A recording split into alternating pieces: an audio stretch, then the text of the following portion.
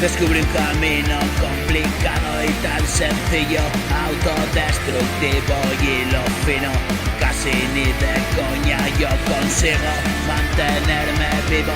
Retrocedo y miro ese sendero de peligro. Ten cuidado, amigo, si te estás poniendo a tiro.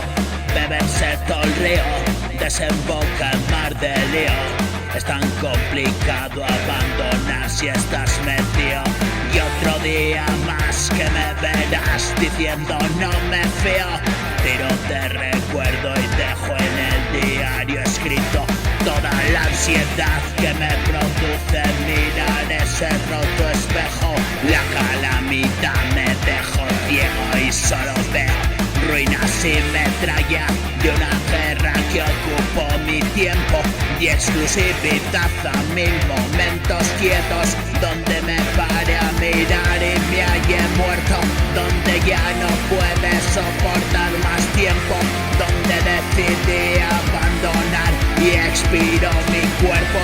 Esa es la verdad, estate atento, no pude frenar a tiempo, solo tengo este momento, no lo veo claro, solo un poco menos negro, y es por eso que despierto, entre gritos y sudor me alerto, mientras duermo y tengo extraños sueños que me muestran el dolor vivido años atrás y advierto, solamente hoy estoy absuelto, no pienso en mañana, aprovecho todo el tiempo en corregir la jugada, cada paso que me alejo más me acerco a sonreír mañana.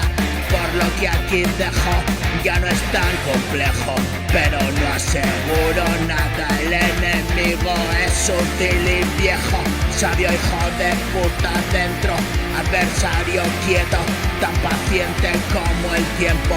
Le miro de frente y veo la mano tendida del engaño, a veces me lo creo, me envuelve su enredo, le mantengo allí a lo lejos, arrugando el entrecejo bajo a los infiernos y ahí le dejo envuelto entre llamas. Dijo, esto es lo que quiero, me parece bien, yo aquí me quedo, que nadie bajó del cielo. Y sin duda este bien parido ser agradecido tiene más sentido. Hoy mi dolor compartido y es más llevadero, es como un mundo entero.